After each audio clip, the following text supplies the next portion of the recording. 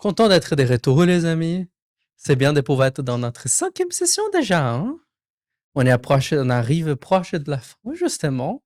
Et semaine dernière, si je me souviens bien, on a fini le rideau et on a fait les barres qui mettent toutes les planches ensemble et on a entamé bien le rideau. Et donc, nous sommes dans le verset 31 maintenant, mon ami? 33. Nous sommes dans le verset 33, les amis, dans la page 8.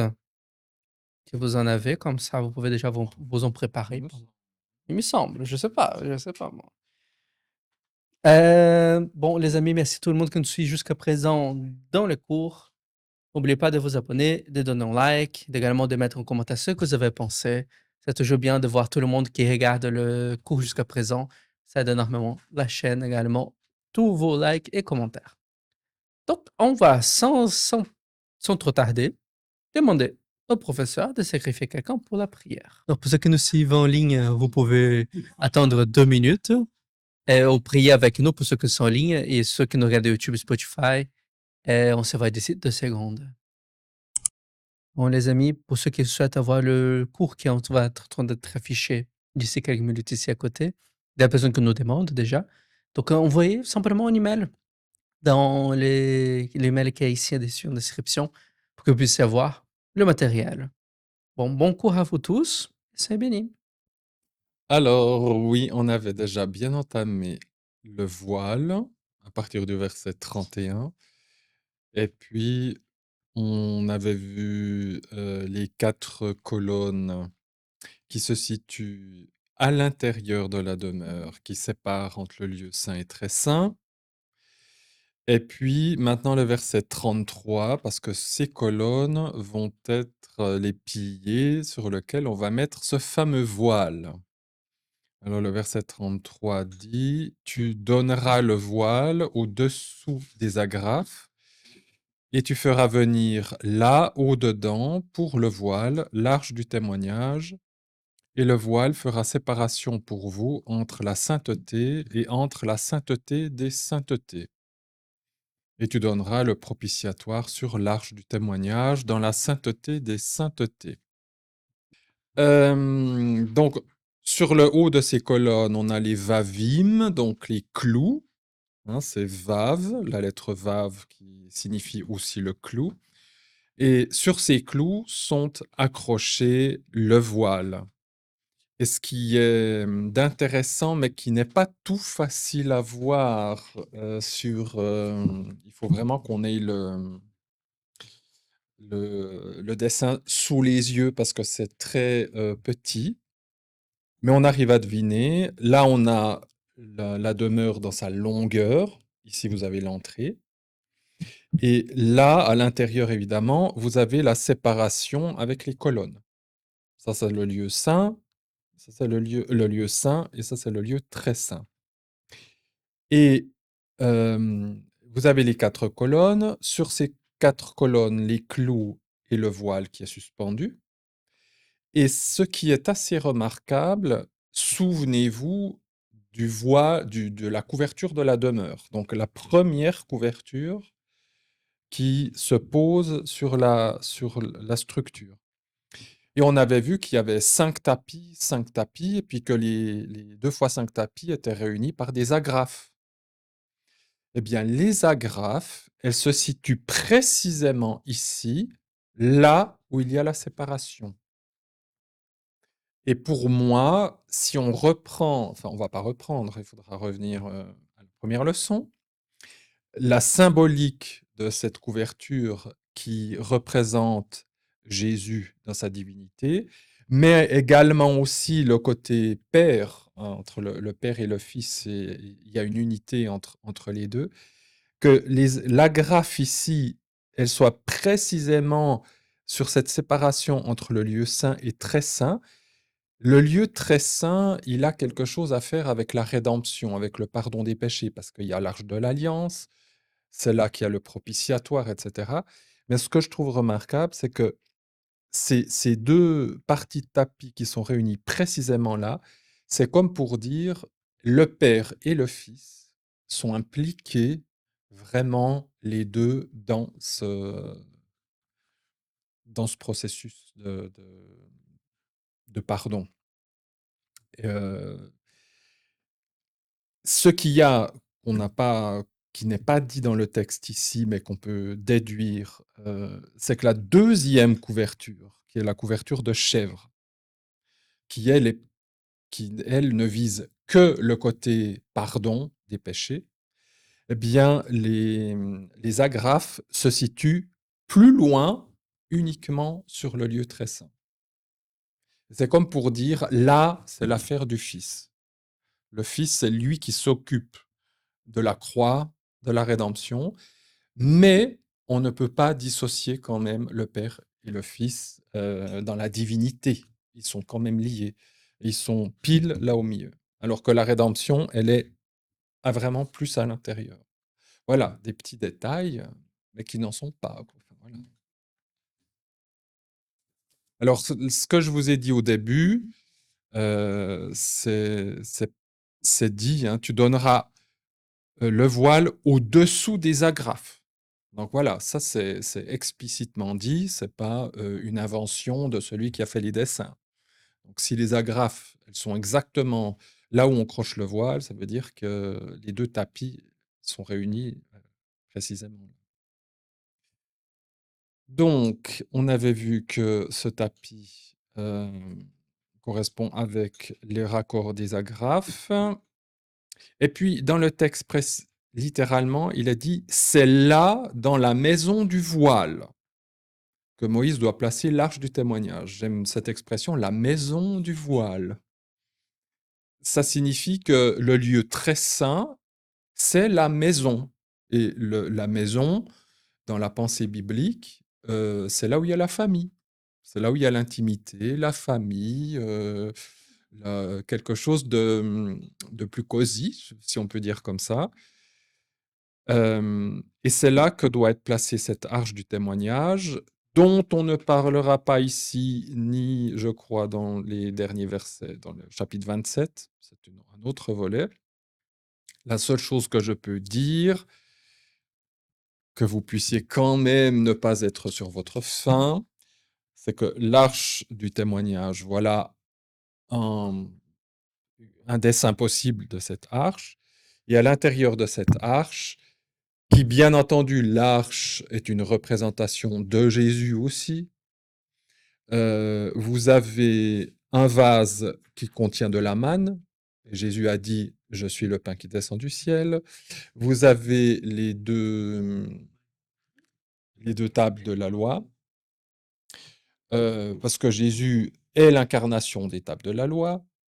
Vous avez la branche d'Aaron qui est de l'amandier.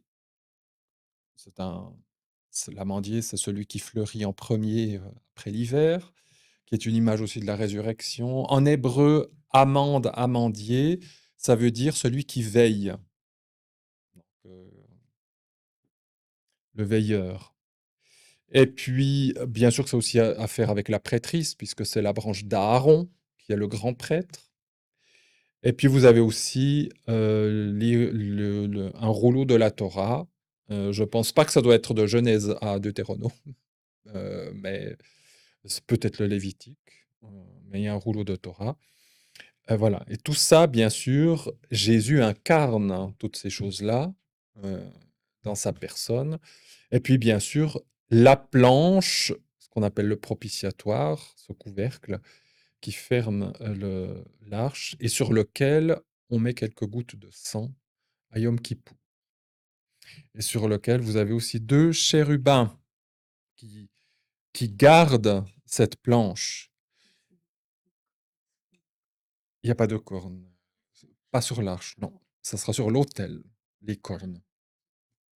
Et je pense que ça peut être, à mon humble avis, c'est le Lévitique. Puisque le Lévitique, c'est le livre de la prêtrise et des sacrifices. Il y a aussi un rouleau. C'est comme ils disent, place le livre de la loi à côté voilà. Et non, pardon, c'est à côté de l'arche. Pardon, c'est pas dedans, c'est à côté de l'arche.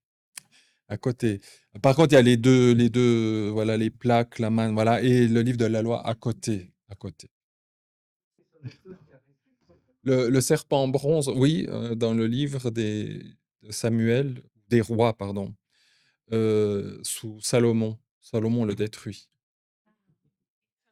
Oui, parce que c'est devenu une idole. Voilà, donc vous voyez, même les choses que Dieu demande de faire, ça peut devenir, ça peut être une idole et Dieu n'hésite pas à détruire, donc il a dû détruire le Narocheth, donc ce serpent d'airain. C'est quand même Moïse qui l'a fait et puis on dit il détruit une relique de Moïse, quoi. Donc voilà, il doit mettre l'arche du témoignage, dans ce lieu très saint. Alors, revenons au voile. Ce voile, littéralement, fait la différence. Déjà, le mot voile, on avait vu au verset 31, ça vient d'un verbe qui veut dire aussi séparer. Mais là, on a un autre verbe où il dit ce voile fait la différence, il sépare. Mais c'est plus un verbe qui veut dire faire la différence. Entre, ailleurs, il est utilisé par exemple pour dire faire la différence entre mâle et femelle. Enfin voilà, ça pose un cadre. Et ici, ce voile, il fait une différence entre la sainteté et la sainteté des saintetés. Ça, c'est de l'hébreu, c'est comme ça qu'il s'exprime. Ça signifie qu'il y a le lieu saint qui est mis à part, mais il y a un lieu qui peut être encore plus mis à part, d'ailleurs qui est très dangereux, dans lequel les prêtres ne pouvaient pas rentrer sous peine de mort, et le grand prêtre ne pouvait y entrer qu'une fois par année avant des préparatifs. Après, pardon, après des préparatifs. Il ne pouvait pas rentrer comme ça. Et dans la partie sainte, on le verra après, vous avez la menorah, la table des pains et l'autel des parfums. Et je ne vais pas rentrer dans des détails parce qu'on a plein de choses à voir. Ce qui est, je pense, quand même à retenir, c'est que ce lieu saint, c'est-à-dire où on est dans la présence de la menorah, c'est une représentation de l'esprit de Dieu. L'autel des parfums, eh bien, c'est la représentation des prières que l'on fait à Dieu. Et puis la table des pains, c'est là où la communion avec Dieu et entre, les croyants.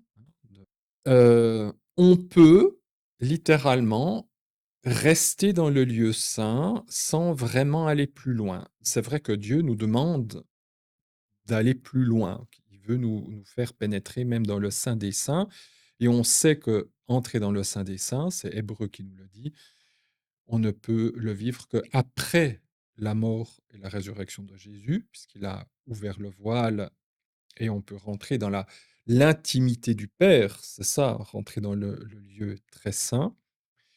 Mais je pense que cet enseignement, ou un des enseignements à retirer quand même par rapport au peuple juif, c'est que je pense, d'après, je vous ai mis quelques petits versets ici, dans le Nouveau Testament, il y en a aussi dans l'Ancien Testament, que les Hébreux et les Juifs, quelque part, sont restés dans le lieu saint.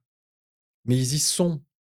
Et j'ai pas envie de dire tous les Juifs, mais ceux qui sont pieux, qui recherchent quand même Dieu, qui, voilà, ils vivent quelque chose de cette sainteté, j'ai envie de dire presque plus que certains chrétiens, dans le sens où ils comprennent des principes et ils vivent des choses avec Dieu, mais malheureusement, sans pénétrer dans le lieu très saint. Parce que pour pénétrer dans le lieu très saint, on est obligé de reconnaître le sacrifice du Messie. Voilà. Mais pour moi, c'est un enseignement, où Paul dit dans Romains, ben, les Israélites, c'est à eux que tout a été donné, ce sont eux qui arrivent à interpréter la Torah malgré tout, donc ils vivent quelque chose de cette sainteté, sans pour autant rentrer dans le lieu très saint. Ah, Ézéchias. Oui, voilà, merci du rappel. Oui, c'est Ézéchias il était je sais pas s'il était mieux que Josias, enfin les 2 étaient de toute façon bons. Ils étaient Ézéchias, c'est le petit-fils, c'est Josias le petit. Il me semble que c'est Josias le petit-fils. Ouais, voilà. Ézéchias a fait des. Oui, il a rétabli la Pâque, même pour le nord d'Israël. Puis Josias, c'est aussi un très bon roi. Lui, il a repris la Torah. Enfin, enfin, ce sont des prêtres qui ont dit on a trouvé un livre dans le temple. Ah bon? Ah bon? C'est la Torah. Ah bon? Il y avait une Torah? C'est quand même un peu un choc, quoi. Tu te dis, les prêtres, c'est quoi ce bouquin? Qu'est-ce qu'il fait au temple? Mais j'ai toujours aimé l'attitude de Josias quand il entend la lecture du. Peut-être que c'était le Deutéronome. Voilà, là aussi, on ne sait pas, mais je pense. Il déchire ses vêtements et dit comment ça se fait que Dieu ne nous ait pas éliminés, quoi. Enfin, en entendant ce qu'il nous demande et ce qu'on a fait, et je trouve, j'ai toujours trouvé son attitude formidable et de dire, ben, c'est comme ça qu'on devrait, quand on a une révélation biblique, c'est comme ça qu'on devrait être, je trouve. Se dire, mais oh, Seigneur, tu demandes ça? Il faudrait que. Il était jeune,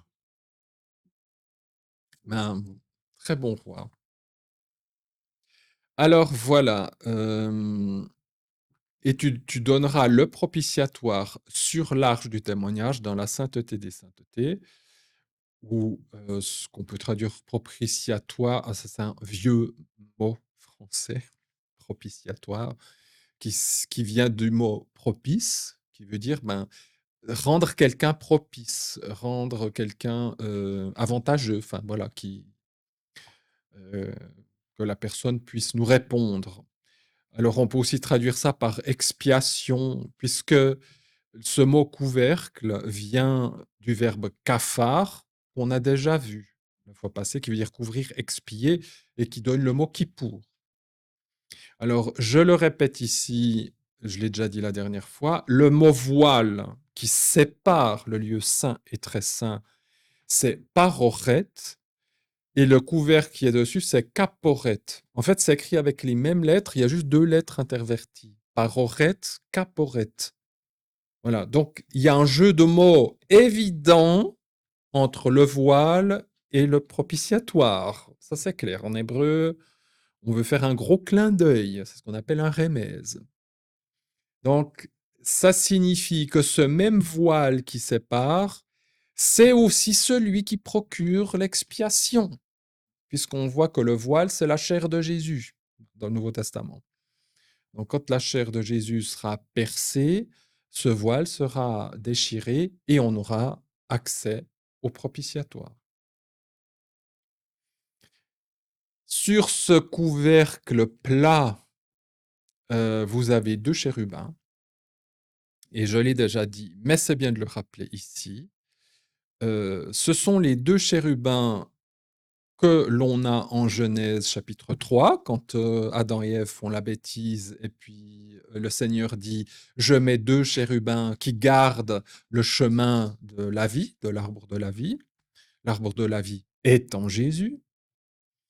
Et puis, ces deux chérubins sont justement sur ce propitiatoire avec les ailes qui recouvrent ce propitiatoire comme pour le protéger, le garder.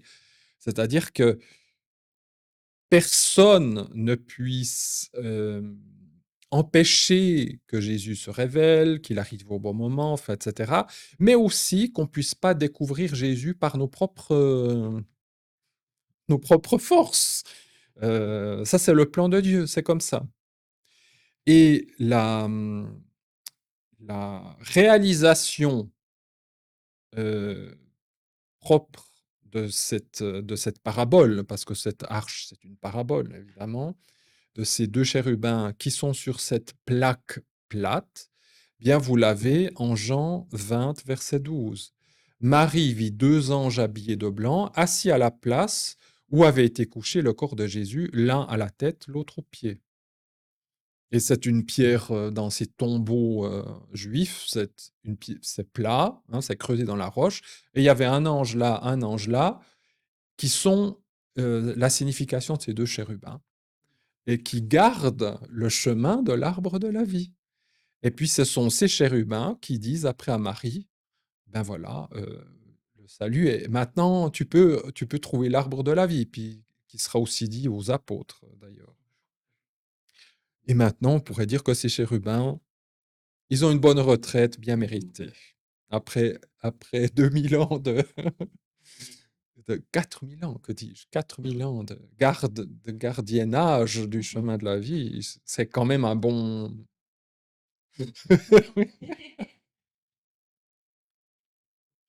alors voilà,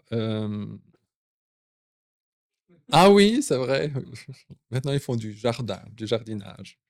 Voilà pour, alors il donne pas plus maintenant de détails sur l'Arche de l'Alliance, il y a d'autres passages, mais là, il insiste sur le couvercle, sur le fait que dans ce lieu très saint, heu, ce que l'on doit retenir, c'est là que on a le kippour.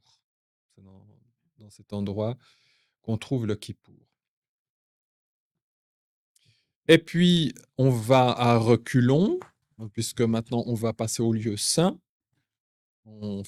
C'est pas qu'on rentre dans la demeure et puis on fait par étapes, logiques.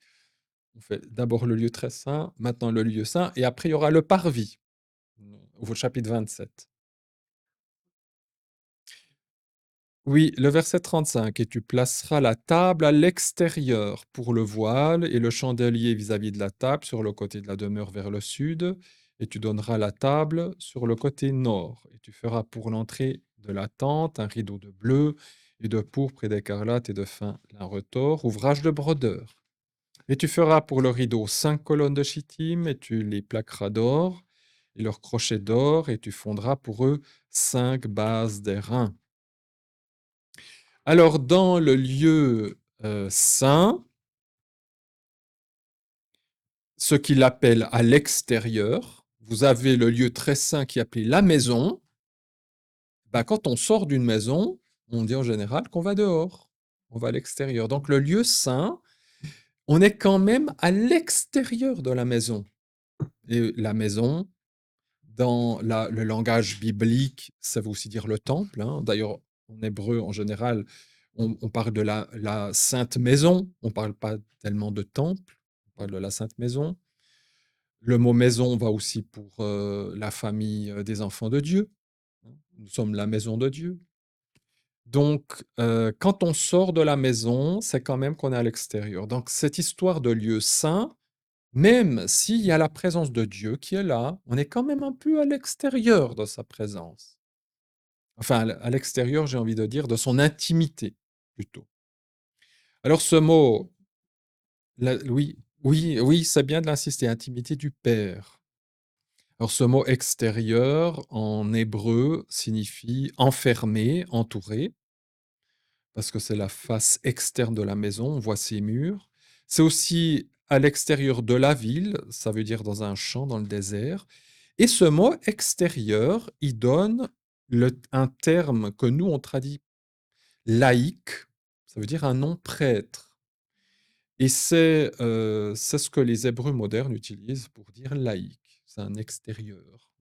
Non, alors non, non, non, parce qu'on peut être juif laïque. Un Chiloni, ça veut dire il est pas religieux. Il croit pas en Dieu ou il croit, mais il va pas à la synagogue, il pratique pas. Donc pour eux, ce sont des laïcs. Alors évidemment, le mot laïque, c'est une traduction qu'on donne en français, mais qu'eux-mêmes ne comprennent pas.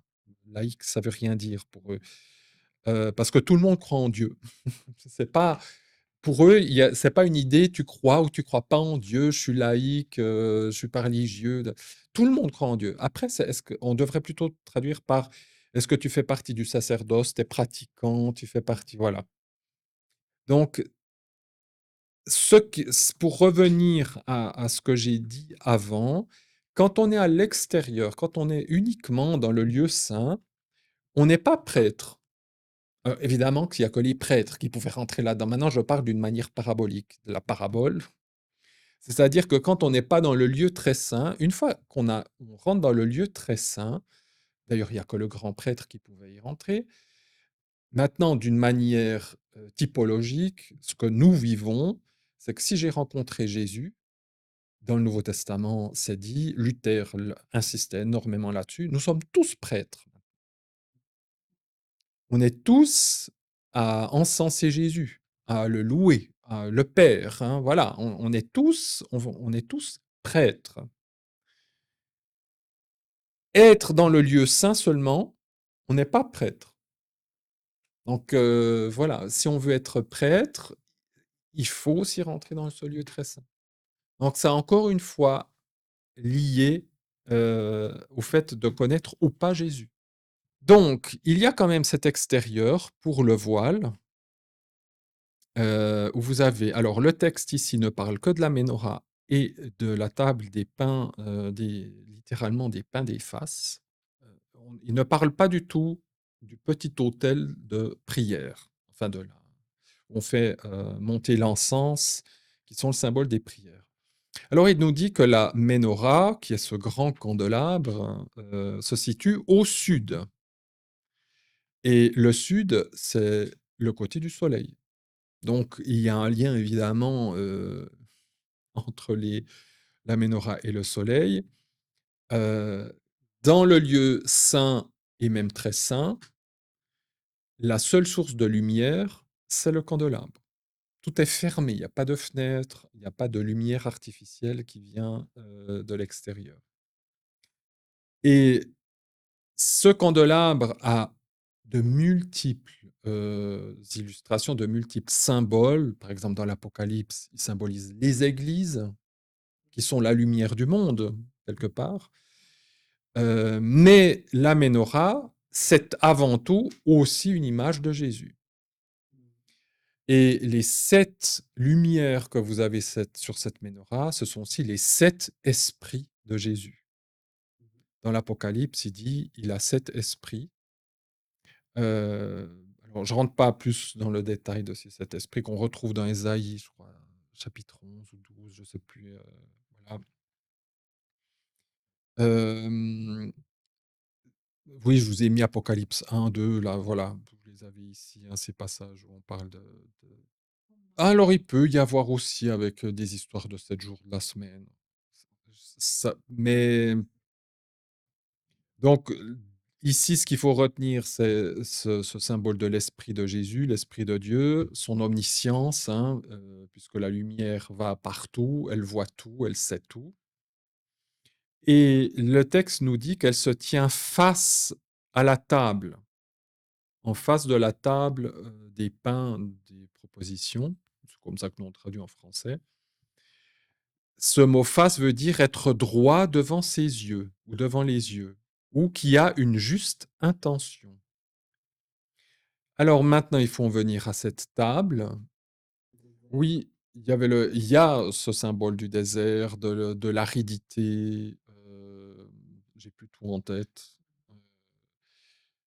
Hem, est-ce que c'était aussi la droite? Donc c'est la miséricorde et puis le côté nord qui est le jugement. Il y a le danger et puis il y a encore d'autres, significations que je vais donner ici.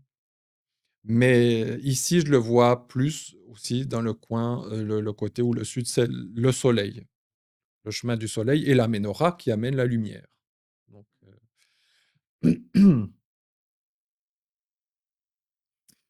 et puis, la table, elle, elle est placée au nord et puis le nord, c'est aussi un symbole de richesse des nations. On sait que le nord, c'est de là où vient le danger. Mais il y a aussi ce côté positif de la nourriture, des richesses terrestres. Hem, alors ce qui nous importe plus, c'est quoi? C'est 12 pains, c'est les 12 tribus. Ça, c'est pas moi qui l'invente, c'est la Bible elle-même qui le dit et c'est littéralement les 12 pains des faces. Alors une face, on pourrait dire des visages. Ce que je trouve beau, c'est que le Seigneur, il nous regarde. La Ménorah, elle se tient face devant, elle nous regarde. Et qu'est-ce qu'elle veut elle veut voir? Elle regarde pas que des corps, et nous regarde droit dans les yeux. Dieu nous regarde face à face. Et donc, il regarde ses tribus face à face. Et les tribus regardent le Seigneur aussi. Alors, bien entendu qu'on pourrait rentrer des heures dans ces histoires. Ces 12 tribus, c'est Israël. On est aussi greffé sur l'olivier. Enfin, voilà, on peut prendre après une autre image, etc. Et c'est aussi le pain duquel on se nourrit, nous, puisque c'est aussi la nourriture spirituelle qui est symbolisée ici. Quand on lit Actes chapitre 2, versets 42 et suivants, dans la première communauté, je crois que j'en avais parlé ici, non? Oui. Les 4 persévérances, quand on avait vu les 5 barres qui tiennent. Et vous avez les 4 barres visibles qui sont les 4 persévérances, qui sont l'enseignement, et puis la dernière, la prière. Mais celle du milieu, les 2, c'est manger. C'est manger, la communion fraternelle, mais aussi la communion, la Sainte Seine. Les 2 vont ensemble.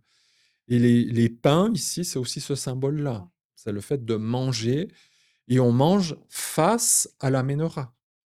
Donc, on mange face au Seigneur, on mange avec lui. Donc, c'est tout un symbole aussi de communion, de réjouissance et de communion.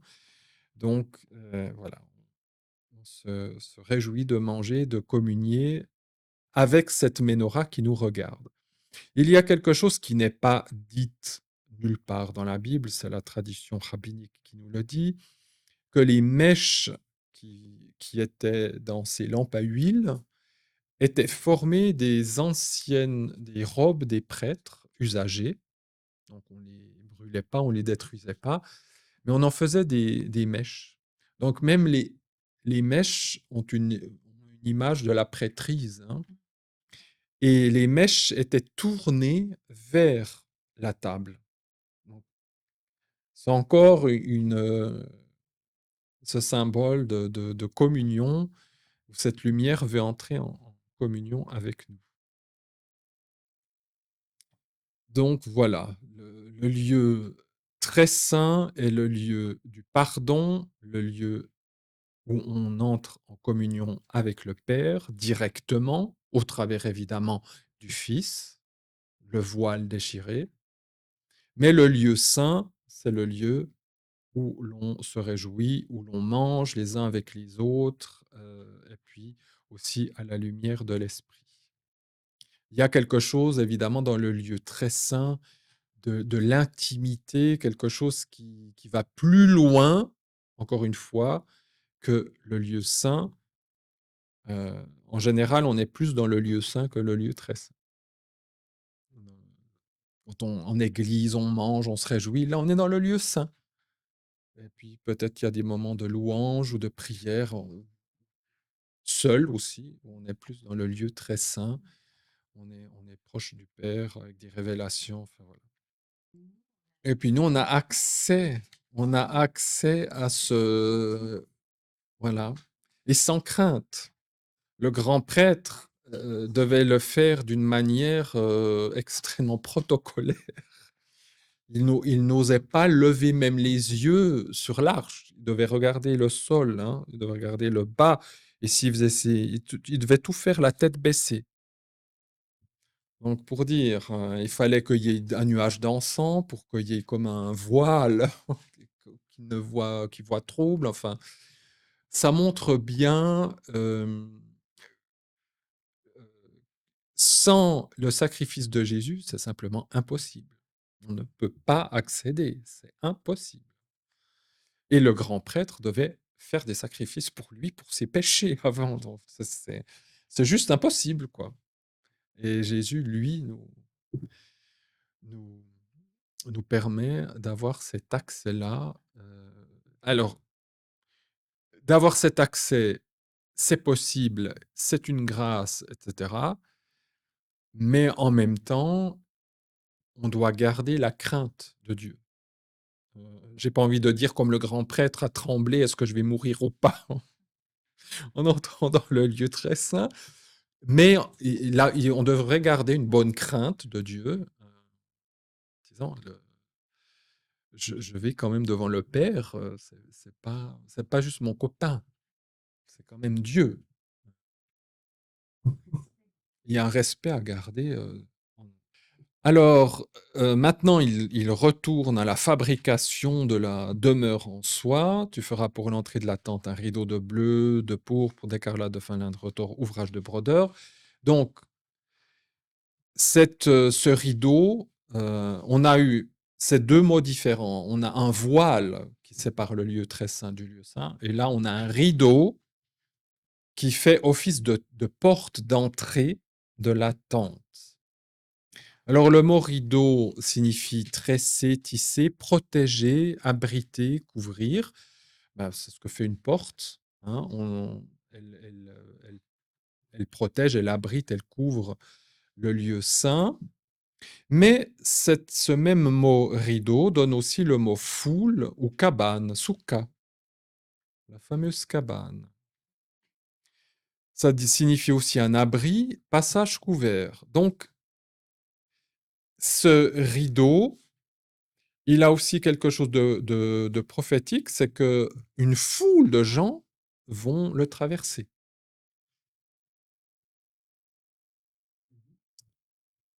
Jésus a dit, beaucoup sont appelés, après peu sont élus, mais tout le monde est appelé à pouvoir entrer dans ce lieu saint.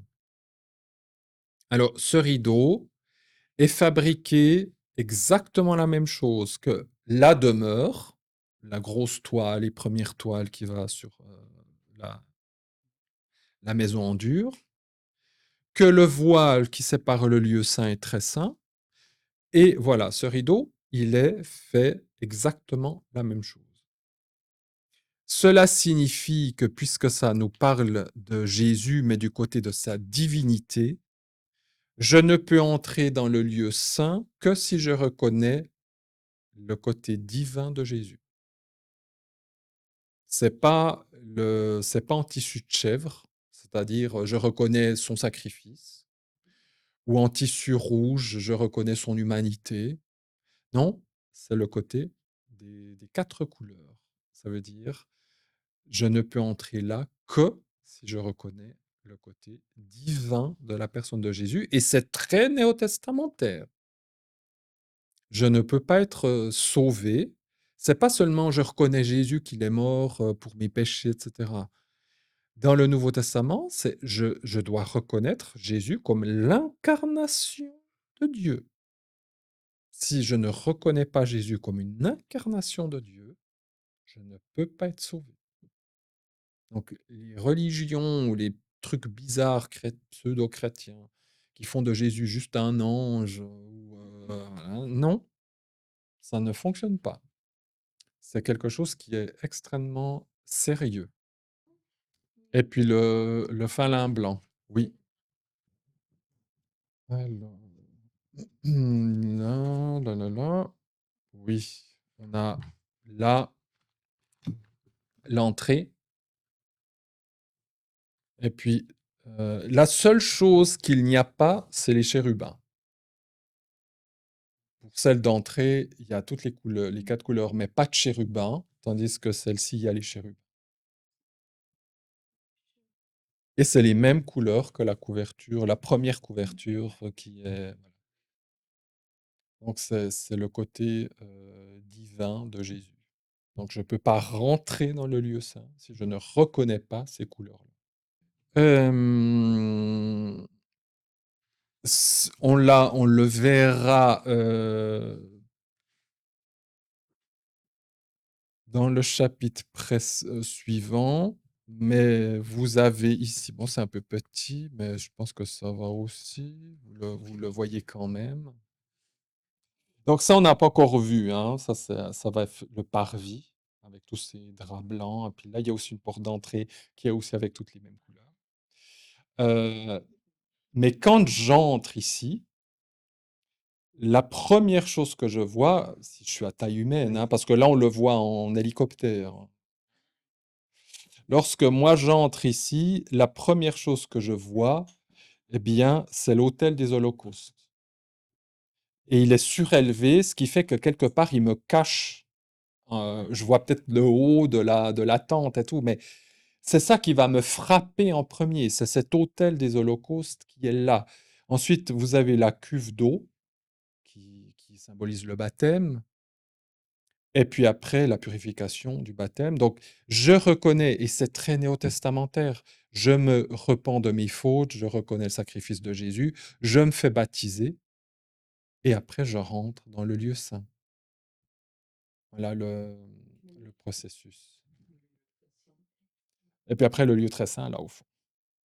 Voilà, même là, la porte d'entrée, je reconnais Jésus comme divin, parce que même la porte d'entrée, elle a aussi les mêmes. Et je ne peux pas rentrer par les bords, par ailleurs. Je dois reconnaître Jésus comme divin. Il est mort pour moi. C'est vraiment ce qui doit. Ce qui me, c'est- En général, quand on se convertit, c'est ça. Je me repens de mes fautes.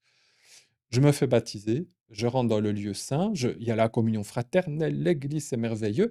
Et je vais apprendre l'intimité avec le Père. L'intimité avec Dieu, c'est pas le jour où je me suis converti, hein. Bien sûr que on vit des choses, mais c'est pas le jour où on s'est converti qu'on vit déjà les. Non, c'est déjà pour maintenant. Parce que l'Épître aux Hébreux nous dit que la route est ouverte, hein. Le voile est déchiré, on peut entrer sans crainte dans le lieu très saint. Voilà. Donc, si je veux entrer dans la demeure, la maison, eh bien, je dois d'abord pénétrer par cette couverture qui est ce rideau, qui est de la même couleur que toutes les autres entrées d'ailleurs. Alors, pour revenir au mot rideau, j'ai trouvé quelques petits passages où il y a la racine qui se trouve. Vous avez Psaume 91, verset 4, qui nous dit: «De ses ailes, il te couvrira». Et puis Psaume 140, verset 8, Yahvé Adonai, puissance de mon Jésus, de mon salut, hein, littéralement, mais moi je mets Jésus parce que c'est le même nom. Tu me couvres la tête au jour du combat. Pourquoi est-ce que je prends le psaume 140, verset 8? Parce qu'il y a plusieurs choses qu'on a vues avec la tente de la rencontre. Il y avait Adonai. Adonai, si je le lis, euh, qui s'écrit exactement la même chose, mais que je le lis un peu autrement, c'est aussi de mes bases. Ces bases en argent ou en airain, où on met les planches dedans.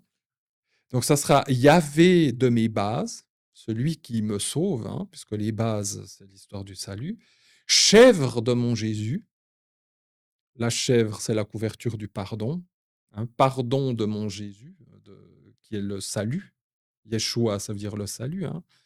Chèvre de mon salut. Tu me couvres la tête au jour du combat. Donc on a des petites références à la tente de la rencontre dans ce. Et contrairement aux autres couvertures ou voiles, ici, il est dit que c'est une œuvre de tisserand. Rackham. Je ne sais pas si c'est un lien avec Rackham le rouge dans Tintin. Brodeur. Alors ça veut dire colorier, fabriqué de l'étoffe bigarrée. Donc bigarré, ça veut dire plusieurs couleurs. Et on a dans le psaume 139, verset 15, le mot faire, puisqu'il a dit il faut faire, c'est une œuvre, hein. Et puis le verbe tisser qu'on a pour le rideau. Il est dit: j'ai été fait dans le secret, j'ai été tissé dans les profondeurs de la terre pour la création d'un être humain. Et Jésus lui-même a été, j'ai mis Hébreux chapitre 10, verset 5, où il est dit que le Seigneur a dit: je veux pas des sacrifices, mais tu m'as formé un corps.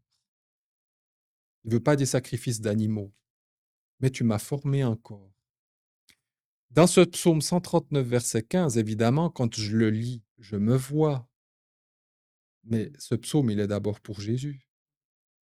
J'ai été fait dans le secret, j'ai été tissé dans les profondeurs de la terre. C'est le côté humain de Jésus. Il a été tissé comme ce rideau aussi, il a été tissé, comme Adam.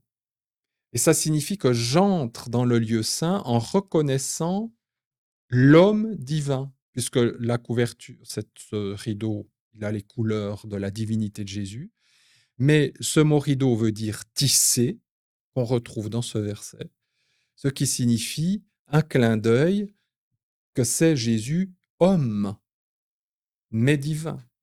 Il est les deux. Et puis vous avez aussi Israël, c'est en Ézéchiel 16, verset 10. Je t'ai vêtu de tissu brodé, je t'ai chaussé de tarache, je t'ai enveloppé avec du fin lin et je t'ai couverte de soie. C'est moi, le verset précédent. C'est pas, non, parce que je sais pas pourquoi j'ai pris ce, je suis quasiment sûr que c'est juste parce que sinon je l'aurais pas mis ici. Je suis désolé. J'ai été tissé, c'est pas avec le mot rideau, c'est avec le mot rakam, pardon. C'est pas, seulement, comme je vous ai dit avant, ça serait le mot «tisser» par rapport à la racine de rideau. C'est bien Rakam, le brodeur, colorier, fabriqué de l'étoffe bigarrée. J'ai été fait dans le secret, j'ai été brodé, c'est comme ça que j'aurais dû traduire que tisser, pardon. J'ai été brodé dans les profondeurs de la terre et qui est en relation, bien sûr, avec ce rideau. Mais c'est justement, ce coloriage, il est fabriqué de l'étoffe bigarrée. Bigarrée, ça veut dire qu'il a plusieurs couleurs. Et notre étoffe, elle est bigarrée, justement. Elle a plusieurs couleurs. Mais je ne vois pas que simplement les plusieurs couleurs, c'est que comme Jésus, il est divin et humain, il est aussi bigarré, dans le sens, il a les deux natures, lui. Pardon, c'était pas avec le mot rideau, mais bien avec le mot rakam, hein, le verbe rakam, hein, une œuvre de tisserand. Alors nous aussi, on est tissé, évidemment, mais on n'est pas divin. Par contre, si on pousse un peu le bouchon, si je peux dire comme ça, nous avons l'Esprit de Dieu. Nous sommes fabriqués avec l'Esprit de Dieu, hein. Donc, mais ici, Jésus a été fait dans le secret du sein de sa mère, Marie, là, et il a été tissé dans les profondeurs de la mer. Il a été brodé, fabriqué d'étoffes bigarrées. Et c'est pour ça que je vous ai aussi mis Hébreux 10, verset 5, dont je vous ai fait juste la mention avant. Maintenant, on peut glisser à Israël. Dans Ézéchiel, Jésus dit d'Israël, je t'ai vêtu de tissu brodé, justement aussi de ce rakam. Je t'ai chaussé de tarache. Est-ce que vous vous souvenez ce que c'était le tarache? C'était la couverture tout en haut. Cette couverture-là, celle qu'on dit soit dauphin, soit blaireau. On ne sait pas trop de quoi ça fait. Mais voilà, c'est cette. Donc, quand il parle d'Israël, comme ça, il fait aussi mention de l'arche de la tente de la rencontre. Puisque ça, c'est aussi une image d'Israël. C'est une image de Dieu, c'est une image d'Israël, c'est une image de l'Église, c'est une image même de l'univers. Les Juifs vont dire même tout ça, c'est un symbole de l'univers. Ils disent oui, oui, ils disent que tout ça, c'est l'univers. Ils disent c'est le microcosme de tout ce qui se passe.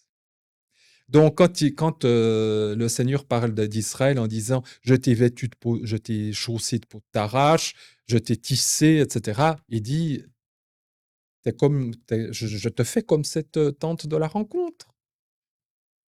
Après, il dit aussi tout ce que j'ai mis en gras, c'est tous les mots qu'on a vus jusqu'ici. Je t'ai enveloppé avec du fin lin, qui est le fin lin, les habits des prêtres. Et puis, je t'ai couverte de soie. Couverture, je crois que c'est le mot, justement, rideau. Je t'ai couvert de soie. Alors, soie, j'en sais rien. Je n'ai pas cherché ce que ça voulait dire. On a trop de choses à voir. Ah oui, de luxe et puis oui, oui, mais maintenant ça me en hébreu, c'est «méchi», je trouve très joli, mais j'ai pas encore fouillé qu'est-ce que ça veut dire plus loin. Oui, c'est vrai que c'est un tissu animal, contrairement au lin. Enfin, il y a certainement beaucoup de choses à voir avec ce tissu de soie.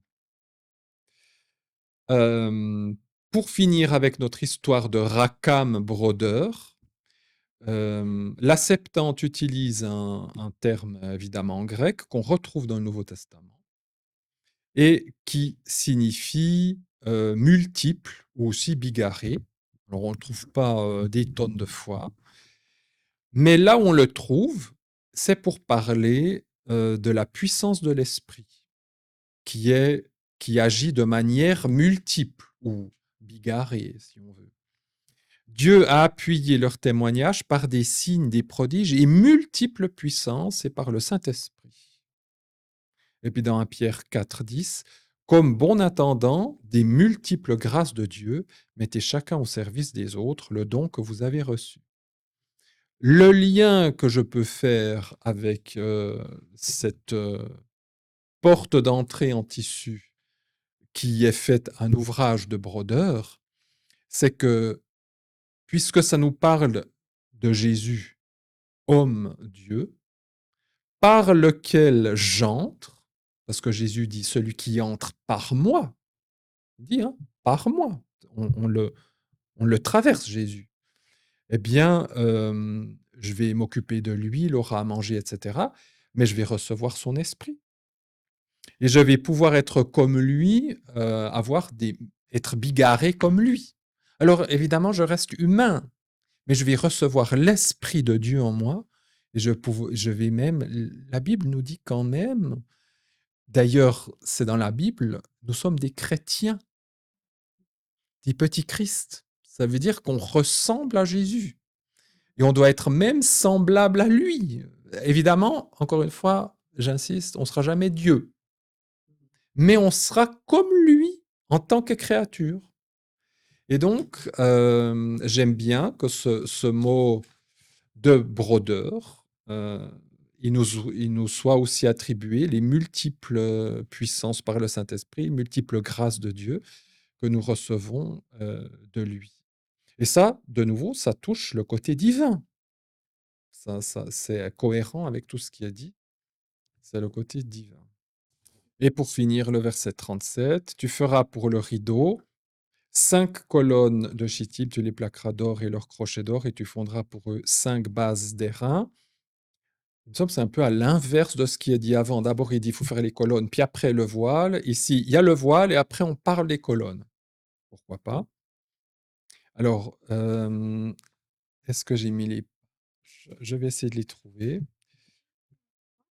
Le chitime, c'est le bois d'acacia. Ce bois horriblement dur, tordu. Oui, comme Dieu est saint, oui, qu'on soit saint comme Dieu est saint. Donc, ça veut dire être dans le sein des saints, carrément. Oui, c'est vrai, c'est vrai. On peut pas être. Dieu est dans le sein des saints, donc on devrait être aussi au même niveau. C'est vrai, une fois j'ai entendu un prédicateur qui disait de toute façon, on ne pourra pas voir Dieu si on n'est pas autant saint que lui. On ne peut pas être moins saint que lui. Donc, alors évidemment, grâce à Jésus, parce que on est tous foutus. Ah oui, alors ça, alors sans lui, c'est sûr qu'on n'y arrivera jamais. Alors simplement pour vous montrer, je crois que je vous avais déjà montré toutes ces bases en argent qui sont utilisées pour les planches et de même pour les 4 piliers qui divisent le lieu saint du lieu très saint. Mais pour l'entrée, il faut faire des bases en airain, en bronze. Est-ce que vous vous souvenez quelle était la signification des 4 piliers ici? Les évangiles. Je ne peux pas entrer dans le lieu très saint sans connaître les évangiles qui nous amènent les 4 facettes de Jésus, qui sont bien sûr Jésus qui nous amène dans la présence du Père. Et là, nous avons 5 poteaux. C'est la Torah. Et la Torah, elle est faite sur de l'airain. Parce que la Torah, elle vous tue. Il n'y a pas. Bien sûr que dans la Torah, on annonce Jésus, on annonce le salut. Mais la Torah sans Jésus, Paul, il est très clair. La Torah, c'est une condamnation. C'est le ministère de la condamnation. Donc c'est logique que ce soit sur des bases en airain. Ça tient debout. Et les autres, tout est de l'argent. Tout le reste, c'est de l'argent, sauf pour ces 5 colonnes. C'est ça. L'argent, c'est le prix qu'il a payé. L'airain, je l'avais déjà dit, mais je le répète, c'est un métaux très dur, froid, inflexible, qui est l'image de la justice de Dieu, implacable. Hein. Il y a aucune grâce dans l'airain. Hein. Lui, c'est l'or. Ça, c'était en argent. Et puis, les jambes. Les jambes étaient en airain et les pieds en fer. Et puis après en fer et puis argile. C'est les Romains ou les Grecs? Non, l'argent, c'est les Mèdes, les Perses. Après, les Grecs, c'est l'airain. Et les Romains, c'est le fer. Les Grecs, c'était avec, oui, l'expansion grecque. Nabucodonosor, c'est l'or. Ça finit. Oui, les pieds finissent en métal, et fer et terre. Ça commence de ce. C'est notre époque. Ça, c'est la finalité de l'Empire romain. Ça commence à devenir fragile. Voilà, il y a des alliances d'hommes. Enfin, ouais, puis tout ça, ça va s'écrouler. Mais le fer, c'est une qualité moindre que les autres métaux. Mais c'est aussi un métal de symbole il n'y a pas de compassion. Enfin, c'est un métal dur. Entre les reins et le fer, c'est dégradé encore. Alors, voilà. Ici, il faut faire pour le rideau, donc sur lequel, les 5 colonnes sur lesquelles sera ce rideau, il faut faire 5 colonnes. Alors, le chiffre 5, parce qu'il y a 5, et 5, c'est la lettre Ch qui parle du souffle divin. Alors, c'est sur des bases coulées en airain. Jusqu'à présent, on n'a pas le verbe dit il faut faire des bases d'airain ou d'argent. Ici, c'est couler. Alors, elles sont toujours coulées, parce qu'il faut les fondre. Mais pourquoi est-ce qu'ici, il utilise le verbe couler précisément?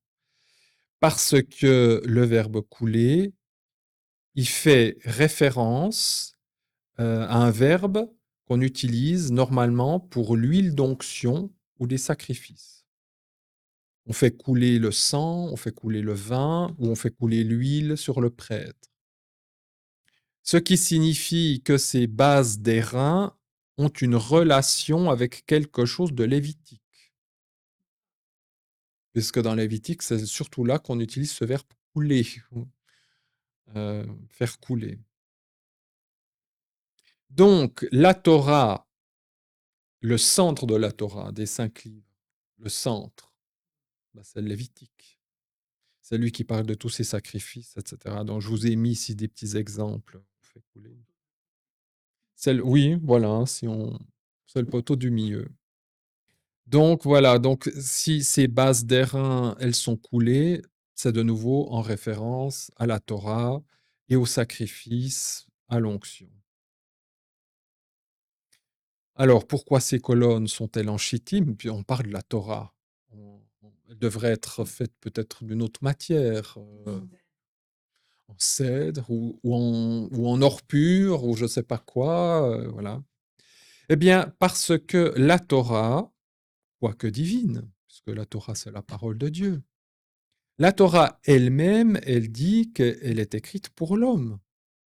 C'est pour ça que c'est du bois de chittim, parce que Si c'était fait en un autre matériau, bah, ça pourrait pas nous parler, quoi. Ce serait ouais, c'est formidable, quoi. Oui, je veux bien que le Seigneur nous donne, une parole, mais si je peux pas, si elle est pas faite pour moi et ah oui, oui, oui, j'ai même pas pensé à ça. Effectivement, t ce qui est dans la Torah, la plupart des choses écrites dans la Torah, ça révèle notre cœur tordu. Oui, effectivement, donc le mais qui nous parle de choses. C'est vrai que si l'homme ne péchait pas, la Torah, je pense, ça serait résumé en 2 pages.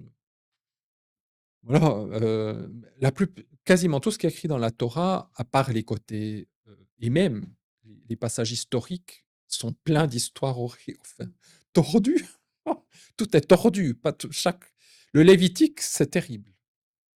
Quand on lit le Lévitique avec des yeux, j'ai envie de dire objectifs, on est foutu. On est foutu. Lévitique 18. Oui, oui, il y a ça, mais tu touches le moindre machin, t'es impur, tu fais ça, t'es impur. Enfin, il y a pas une fois où tu peux dire une journée où ça va bien se passer, quoi. Tout le temps, mais tout le temps, t'as des risques d'impureté, même si tu fais rien de mal, tu es impur. Et si tu fais pas ce que tu aurais dû faire de bien, t'es impur, quoi. Donc, en fait, le Lévitique, le but du Lévitique, c'était pour dire, si tu lis bien le Lévitique, mon pauvre ami, tu devrais être désespéré. C'est une corde qui devrait te pendre. Et puis c'est pour dire, mais tu ne peux pas te sauver tout seul. Tu ne peux rien faire pour te sauver. Donc, il n'y a pas de solution à ton côté tordu. Il faut qu'il y ait quelqu'un qui vienne pour te sortir de là. Il y a il y a une solution, oui, c'est juste, il y a une solution, c'est ça. Mais c'est pour ça que justement le Lévitique, on va être clair, aucun Israélite ne l'a mis en pratique. C'est pas possible.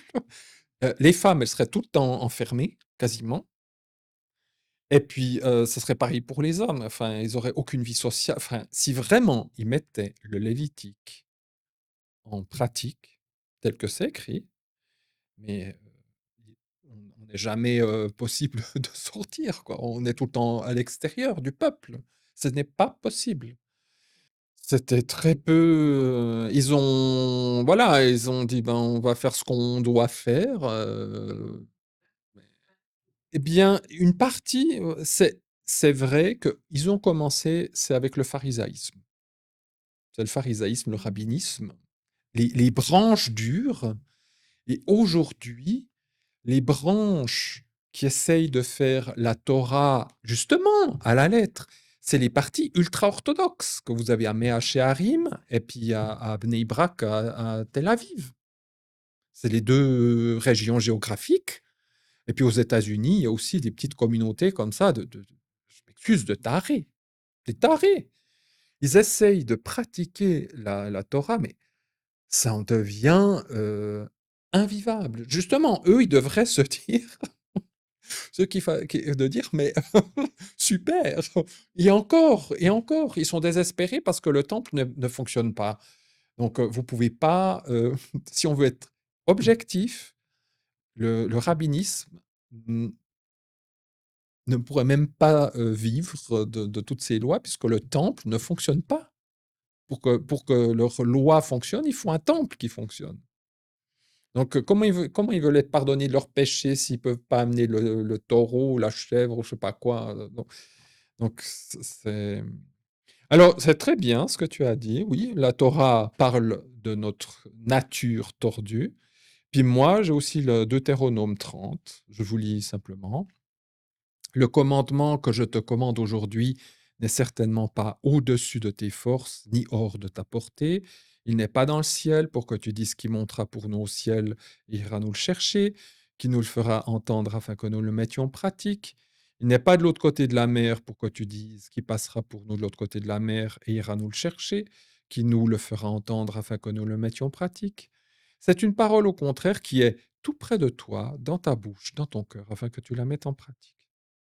Donc c'est vraiment aussi le passage qui dit la Torah, elle est pour l'être humain, pour qu'il puisse la mettre en pratique. D'ailleurs, ce passage, Paul le reprend de Romains. C'est Paul qui... Jésus sera plus à dire dans des cas concrets d'exemple où les disciples disent «Ah, mais il faut se laver les mains», enfin des choses comme ça. Puis il dit «Mais vous avez pas compris que c'est pas les rites extérieurs qui vous purifient de l'intérieur. Les choses extérieures ne font que purifier les choses extérieures. Ce dont vous avez besoin, c'est quelque chose qui vous nettoie de l'intérieur. Alors que Paul, lui, va être plus théologien, et lui va dire, oui, la lettre tue, mais l'esprit vivifie. Mais j'ajoute, comme Paul le dit bien, mais il faut bien le lire, l'esprit vivifie avec la Torah. On continue de lire la Torah, puisque la Torah, il faut la mettre en pratique. Mais non pas avec une vision littérale, parce qu'on est foutu, mais avec la vision selon l'esprit. Il faut qu'on décode la Torah avec l'esprit. Si on décode la Torah sans l'esprit, alors le résumé de la Torah sont les 10 commandements. Alors, si on, oui, comme tu dis, si on obéit aux 10 commandements, même humainement, c'est impossible, puisqu'on sait que tu ne tueras point, c'est pas limité à un homicide charnel. Jésus, je pense que beaucoup qui ont entendu Jésus à ce moment-là ont dû dire ah, ah, tu mets la barre encore plus haute. Nous, on est déjà content de au moins respecter un commandement. Et Jésus dit celui qui dit quelque chose, il peut tuer avec la langue. C'est écrit dans la Torah, c'est écrit dans la Bible, hein, la langue tue. Mais tu peux tuer avec la langue, donc tu es meurtrier.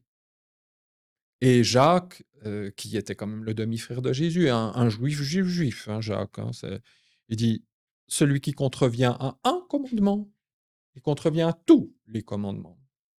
Donc, c'est, on a à suivre. Alors évidemment, je ne vais pas rentrer maintenant dans les détails, manger du cochon ou pas manger du cochon. Là, on est dans d'autres. Là, il faut chercher quelle est la signification qui est derrière. Oui, chrétien et la Torah, j'ai parlé assez longuement sur ces sujets-là. Mais voilà, donc c'était le verset 37. Donc, si je veux rentrer dans cette maison, je veux rentrer, là, on a un plus gros schéma. Je veux pénétrer dans le lieu saint. Je dois reconnaître la Torah. Ça, je parle plus pour les chrétiens. Je ne peux pas entrer dans le lieu saint en ignorant la Torah. La Torah est importante. Les évangiles viennent après. D'abord la Torah, et puis ensuite les évangiles. Mais voilà. Alors les juifs, eux, ils connaissent bien ça, j'ai envie de dire. Ce que les juifs disent des 4 colonnes, je n'ai pas de souvenir. Pour moi, de ce que j'ai lu comme commentaires juifs là-dessus, j'ai pas de souvenir qu'ils disent les 5 colonnes, c'est la Torah. Il faudrait que je revérifie. Ils disent beaucoup de choses intéressantes, mais évidemment que voilà, c'est c'est pas oui, pour les couvertures, tout ça, ils ont des bonnes idées, mais il faut bien dire que c'est une grosse parabole qui ne peut être que décodée si on a le Nouveau Testament. C'est impossible. Les commentaires juifs sur la Torah sont excellents quand c'est la Genèse et tout ça. Quand on touche aux instruments, par exemple, c'est édifiant, hein, la menorah, les tables, etc. La maison, oui, j'ai trouvé deux, trois trucs, comme je vous ai dit, là, c'est plié en deux, ça touche par terre. Enfin voilà, il tâtonne, il trouve des choses. Le Lévitique, par exemple, c'est à tomber par terre. Euh, Moi, j'ai des commentaires sur les 5 livres de Moïse. Genèse, c'est comme ça. Exode, c'est comme ça. Deutéronome, c'est comme ça. Lévitique, Mais parce que justement, ils disent, bah, c'est sacrifice, on ne sait pas ce que ça veut dire. Ils vont dire oui, la colombe, ça peut être ça. Il y a des choses intéressantes. Mais pour eux, Maïmonide, le grand rabbin Maïmonide du Moyen Âge, oui, lui il disait simplement, tous ces sacrifices, Dieu les a donnés pour que les Juifs ils aient des sacrifices à faire, pour pas qu'ils imitent les sacrifices des païens. Donc Dieu leur a donné ces sacrifices pour qu'ils aient des sacrifices à faire. Mais lui, il voyait pas dans ces sacrifices des symboles ou des choses. Déjà, et c'est très étonnant. Ah non, non, mais non, je vois pas pourquoi Dieu dirait, tiens, je vais vous donner des sacrifices pour pas que vous vous ennuyiez. Je sais pas. Il y a plein. Voilà, parce qu'après, il y aurait plus de sacrifices, donc Israël va grandir et puis ils auront plus besoin de sacrifices. Ben, ça l'arrangeait pour dire, ben, le temple a été détruit, maintenant on est très spirituel. Enfin voilà, Maïmonide, il était assez philosophe, juif, mais un peu platonicien sur les bords, donc voilà. Mais déjà rien que pour un juif, quand on lui mais tous ces sacrifices, ça nous parle de Jésus qui est mort pour eux. Pour eux, le sacrifice de substitution n'existe pas. C'est pas cohérent. Un sacrifice, c'est pas un sacrifice. Les animaux, c'est bien écrit que les animaux mourraient à ta place. Enfin, c'est une substitution. Mais l'animal ne peut pas te pardonner de quoi que ce soit. Mais même dans la Bible, c'est mis que l'animal, le peuple va mettre la main, le grand prêtre mettra la main, s'identifie, c'est lui qui porte, etc. Oui, non, ça n'a rien à voir. Mais c'est vraiment un aveuglement. Pour moi, autant ils sont intelligents pour plein de choses, autant pour ça, je dis, mais c'est fou qu'ils n'arrivent pas à voir. C'est qu'il y a un aveuglement, c'est pas possible. Moi, quand j'étais en Israël et puis que j'avais parlé avec la prof qui nous remplaçait, c'était Pâques. Puis moi, elle a dit, mais toi, dans ta confession chrétienne, Pâques, c'est quoi? Puis j'ai dit, mais c'est Jésus qui est mort pour nos péchés à notre place. Mais c'est comme si j'avais parlé je sais pas, des mathématiques à un enfant de 4 ans, quoi. Elle était là, mais je comprends pas ce que tu veux raconter avec Jé Jésus serait mort pour toi, à ta place. Enfin, impossible de comprendre, le lien. Mais, encore une fois, c'est un aveuglement, heu et qu'ils ne peuvent connaître cette vérité que par la conversion. Qu'en disant, même s'ils disent juste, «Tiens, ça m'intéresse cette histoire de Jésus». Bon, je dis: «Ils ont déjà ouvert la porte là, hein». Là, ils ont déjà ouvert là et je pense que le Seigneur, lui, là, mais il suffit juste qu'ils s'interrogent. Je pense que le Seigneur y rentre là, alors là, il les laisse pas tranquilles. Mais oui, oui, oui, oui, oui. Puis on avait notre prof principale, elle nous posait plein de questions. On était 2 évangéliques. Puis quand on était toujours à l'heure, donc on était les 2 premiers toujours en classe, alors elle nous posait plein de questions. Elle nous posait plein de questions sur notre foi chrétienne, elle était là, puis, le copain, il venait aussi du milieu pentecôtiste. Il a dit: «Ah, pentecôtiste, c'est quoi?» «Oui, mais on vit les» «Ah oui, ah oui, moi je fais de la méditation», qu'elle disait. Enfin, asiatique, enfin voilà, du yoga, des machins. «Ah oui, comme nous aussi dans la méditation, on dit qu'il y a des choses de l'esprit». Puis il était: «Ah non, pas tout à fait». Alors, mais elle s'intéressait, elle posait des questions, elle était là, oui, oui, oui, moi j'espère pour elle. J'espère, oui, oui, oui. Et puis alors, elle était très critique envers les rabbins. Elle aimait pas les rabbins, elle. Ah non, non, non, elle a dit: «Non, non, non, non, moi je c'est pas parce qu'un rabbin me dit quelque chose que je le fais. Et puis d'ailleurs, j'aime beaucoup les moules», qu'elle dit. C'est je pense que c'est interdit chez les juifs. Alors les étudiants, ils étaient là: «Oh, madame, mais vous savez ça?» Elle a dit: «Ben, je peux vous assurer que c'est très bon. Puis il faut arrêter avec ces histoires. Il faut pas manger ça, il faut pas manger ça. Mais qui vous dit ça?»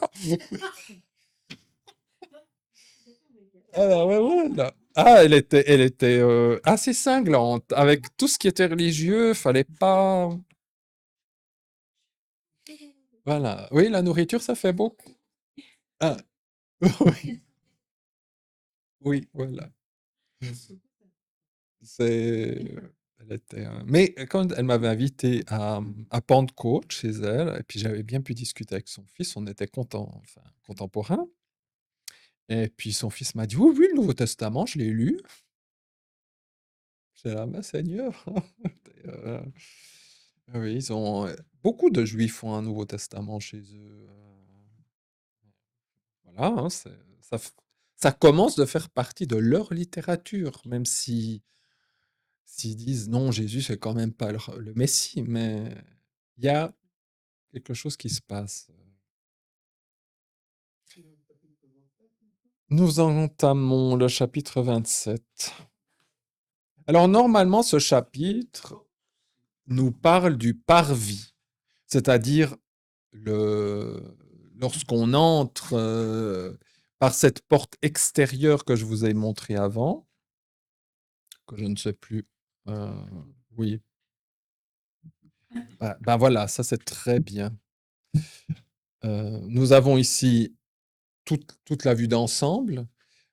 Maintenant, le chapitre 27 va parler surtout de ce qui entoure là, le parvis, mais il embraye non pas en parlant des draps, de l'entrée et tout. La première chose dont il parle, c'est de l'autel, qui est ici. Voilà, l'autel des holocaustes.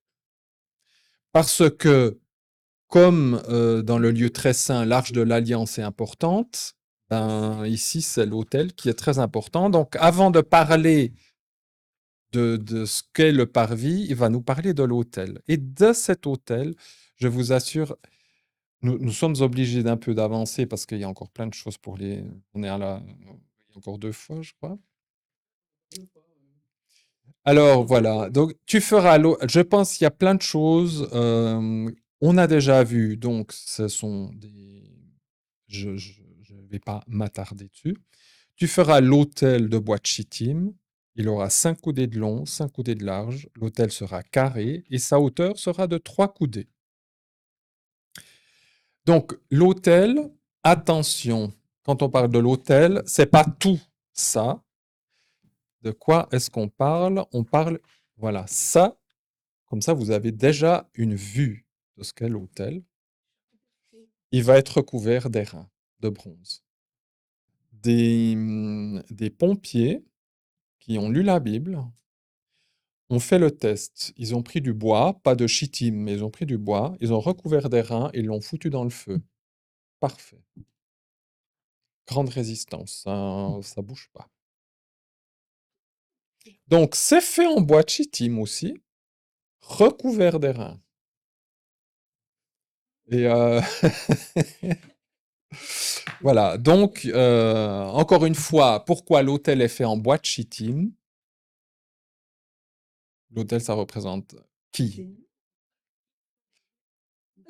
Alors, secondairement, ça nous parle, mais c'est d'abord Jésus. Jésus, il est humain. Alors, lui, il était bien formé, mais il n'est pas tordu. Mais il est fait de bois aussi. Il est fait. Parce que on parle du bois de chittim qui est tordu, mais vous rappelez-vous que les planches, elles vont être super bien droites.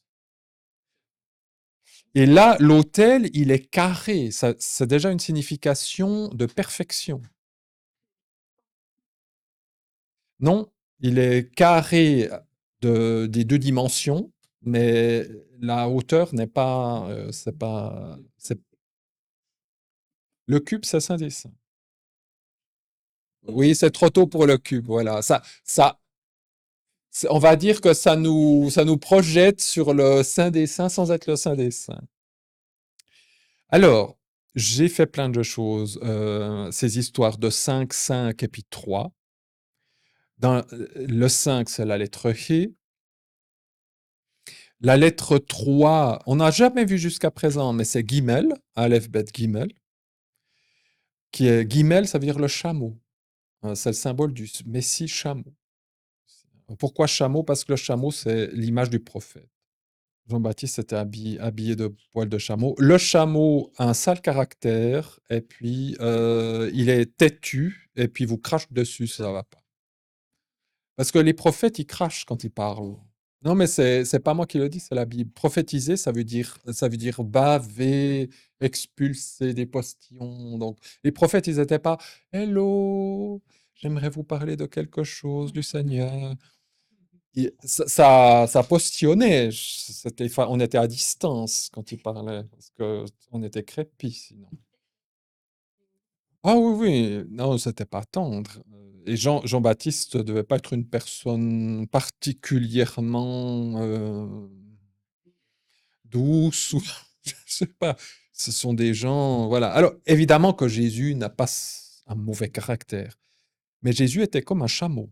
Il pouvait aller dans le désert, il était solide, il allait droit. Un chameau, on peut pas lui faire ce qu'on veut, hein. C'est une bête.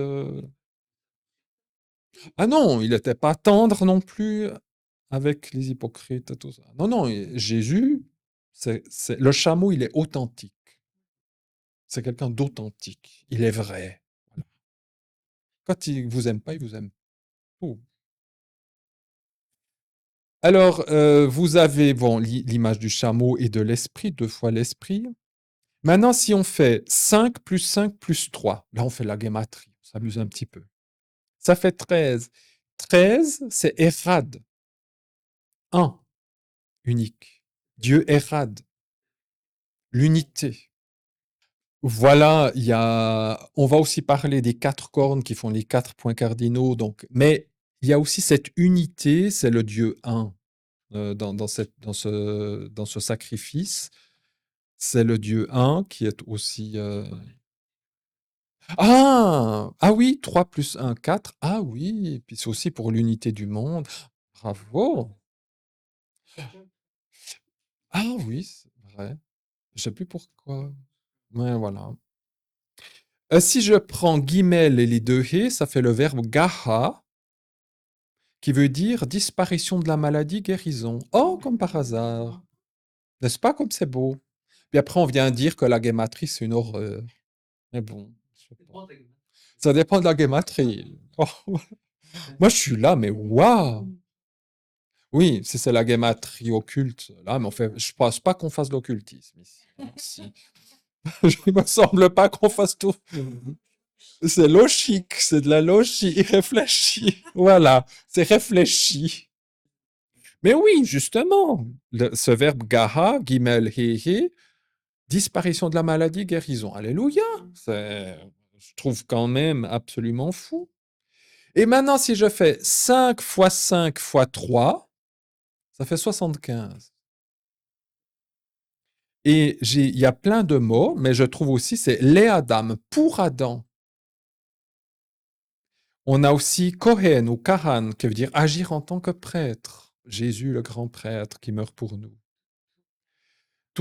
Mais tout touche Jésus, c'est ça qui me plaît. Voilà. Donc voilà, ça c'est la cerise sur le gâteau. Et encore une fois, si Dieu nous donne des chiffres, je suis désolé, c'est pas pour la beauté du geste. Qu'est-ce que moi, mais personne, je vais vous dire un gros mot, qu'est-ce que je m'en fous que ça fasse 5, 5, 3. Si je dois rien en déduire, mais j'en ai rien à cirer que ça fasse 5, 5, 3, alors que le Seigneur, qu'on le découpe de la Bible. S'il y a des chiffres, s'il nous donne des chiffres, c'est peut-être parce que peut-être, éventuellement, peut-être, il veut dire quelque chose. Alors oui, moi je trouve qu'il veut dire plein de choses. Alors carré, c'est le symbole de la perfection. Apocalypse 21, 16, Jérusalem est carré, enfin voilà. Et le mot carré en hébreu dérive du chiffre 4, c'est presque comme pour dire 4, qui fait aussi référence à la lettre Dalet, la porte. Mais le chiffre 4, bah, ça revient à ce que tu dis, Erad 1 plus 3, ça fait 4, et 4, c'est le monde entier, c'est les 4 points du monde, les 4 points cardinaux. Donc, cet autel est déjà en train de nous parler d'un sacrifice universel. Et il y a les 4 cornes qui vont être dirigées sur les 4 points cardinaux. Les 4 Mais justement, tout ça, c'est ce qu'on s'amuse à faire, c'est de chercher qu'est-ce que Dieu veut nous dire ici. Ah, et j'ai aussi trouvé autre chose que j'ai noté moi sur ma petite feuille. 5, c'est une main. 5 et 5, ça veut dire que c'est les deux mains à la base. 5 et 5, ça fait 10. Ça veut dire la totalité humaine. Et 3, c'est la Trinité. Ça veut dire qu'il y a la totalité humaine qui est rejointe par Dieu. Ou ça peut être Dieu qui utilise ses deux mains pour effectivement, ça c'est autre chose. Ça peut aller dedans. Il y a des verbes où il y a deux yods qui se suivent. Yod, c'est la main. Et en hébreu moderne, c'est très courant. Dans la Bible, c'est très rare. Et par exemple, quand il est dit Dieu créa l'homme, il y a deux yods qui se suivent. Et quand il crée les animaux, il n'y a qu'un yod. C'est pour dire que pour les animaux, et ça c'est un rabbin qui, à l'époque, j'avais entendu ça d'un rabbin, mais il y a très longtemps, bah, c'était quand j'étais à Tübingen en 2001. Donc j'étais très loin de tout ça, hein, je dis, hein, mais ça m'avait marqué. Il dit, ah, quand il y a deux, il y a un yod, ça veut dire que il s'est occupé des animaux bien. Mais pour l'être humain, il a pris ses deux mains parce il a mis toute son attention. Et ça m'avait tellement marqué. J'étais là, ah ouais. Mais moi, je croyais que c'était juste un truc comme ça, par hasard. Non, non, c'est pas par hasard. Donc oui, les deux mains de Dieu qui travaillent pleinement au salut de l'être humain. Oui, amen, amen. Donc ça, je l'ai dit. Ta, ta, ta, ta, ta, ta. Et évidemment, oui, l'autel, j'ai dit, c'est la première chose qu'on voit. Et bien sûr que ça nous parle du sacrifice de Jésus, mais évidemment que ça me parle aussi de mourir à moi-même. Puisque je dois, Paul dit dans Romains 12, verset 1, verset 2, que nous devons être des sacrifices vivants. Donc, oui, Jésus est mort pour moi, mais moi aussi, je dois être sur cet autel-là. Et au moins faire le verset 2, tu feras ses cornes sur ses quatre coins, ses cornes seront tirées de lui, tu le plaqueras d'airain. Donc, plaquer d'airain tout l'autel. Faire ses cornes, alors la corne, c'est un symbole de puissance. Ça fait aussi référence au taureau, qui est l'holocauste le plus coûteux, l'holocauste suprême, hein, qu'on met sur l'autel.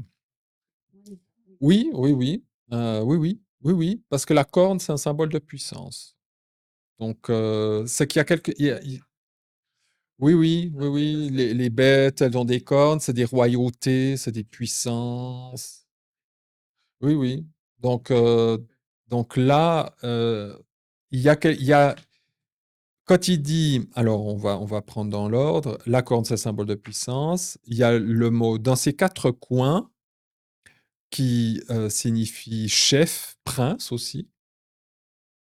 Et puis, on sait que Jésus, c'est la pierre de l'angle du coin. Donc, il y a aussi une référence avec, avec cette, le fait que Jésus soit le chef et puis aux angles. 4 coins, parce que c'est les 4 points cardinaux. Ça, on l'a déjà vu.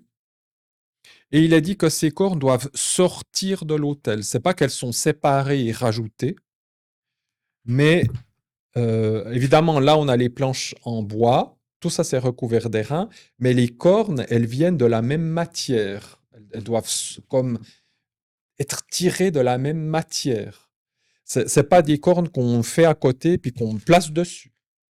Ça veut dire que il y a une puissance qui est dégagée de cet autel. Eh bien, c'est la puissance du pardon. Euh, c'est clair, hein? C'est ce qui nous est offert dans cet autel. Comme cet autel est le symbole de Jésus, c'est aussi la victime sacrificielle qui porte en lui la puissance de Dieu.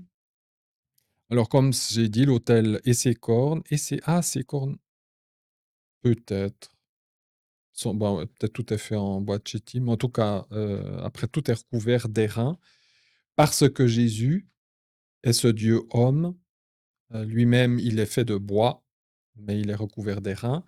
Pourquoi ici, c'est pas de l'or? Voilà, parce que l'autel, c'est vraiment le lieu où il va subir la condamnation. C'est la justice de Dieu, hein, ça c'est l'autel, c'est la justice de Dieu. Donc ça doit être, on verra que tous les instruments qui sont autour de l'autel, tous les petites cassolettes, les fourchettes, tout est fait en airain, parce que tout, bien sûr, nous parle du jugement divin, hein. Il n'y a rien là-dedans en or ou en argent ou quoi que ce soit. C'est dans tout ce qui fait partie du sacrifice, on va dire, il n'y a pas de clémence. J'embraye le 3 parce qu'il est long. Tu feras, alors ça c'est la page 18, 15, 16, 17, 18, comme ça au moins vous les voyez. Ce sont des illustrations, c'est pas que c'est la vérité, hein. Si vous voulez d'autres, vous pouvez aller sur le site l'Institut du Temple. Et puis les Juifs vous montreront, comment dire, ils ont tout refait, hein, donc vous les avez en vrai. Des photographies en vrai. Oui, ils se préparent. Pour l'attente de la rencontre, évidemment, elle n'existe plus, mais pour tout ce qui est du temple, tous les ustensiles sont refaits, les robes des prêtres, enfin voilà. Si vous avez envie d'avoir d'autres illustrations en vrai, et surtout juives, pas des dessins de gens qui ont imaginé des choses, vous pouvez aussi aller les voir. Alors voilà, ça, ce sont les instruments, j'ai envie de dire un peu de torture, qui seront utilisés pour tout ce qui est le sacrifice de l'autel. Alors justement, oui, oui, oui, oui. Alors, tu feras ses marmites pour recueillir sa cendre, ses pelles, ses coupes, ses fourchettes et ses cassolettes. Et tous ces ustensiles, tu les feras d'airain. Donc, nous avons des marmites qui sont faites pour récolter les cendres. Donc, ces deux mots vont ensemble. Le mot marmite signifie bouillonner, fermenter, cuire, chaudron, épine, toutes des choses sympathiques. Alors, si on est dans le symbolisme, le mot marmite dans Ézéchiel, c'est Jérusalem. Ouais, avec Ézéchiel. Oui, oui, Ézéchiel. Tu prends une marmite, dans cette marmite, tu vas mettre de la viande, etc. Et il dit la marmite, c'est Jérusalem. Jésus, il a été sacrifié où? À Jérusalem. Jérusalem, ça a été sa marmite. Et puis la viande qui est à l'intérieur, c'est les Jérusalémites. Mais ici, c'est Jésus. La viande qui sera mise comme sacrifice dans la marmite. Et il s'est sacrifié pour les Jérusalémites d'abord, pour son peuple, hein. C'est pas moi qui l'invente, hein. Ça, la Bible le dit très clairement. Il meurt d'abord pour son peuple, puis après pour nous. Et en étant partie de ce peuple, tout à fait. Donc en fait, dans tout ce qu'on va voir ici, c'est Jésus qui récolte dans toutes les facettes des péchés, de tout ce qu'il peut y avoir comme facettes, parce qu'il y a aussi des facettes différentes. Ben, en fait, c'est tout lui qui va récolter. C'est lui qui va recevoir sur lui ce qui doit être. Donc, la marmite, c'est Jérusalem, c'est là où Jésus a été sacrifié. La viande, c'est lui. Et puis, cette marmite est faite pour recueillir sa cendre. Alors, la cendre, c'est quand la chose a été brûlée. Eh bien, en réalité, sur la croix, Jésus a été brûlé hein, par la colère de son Père, par le feu.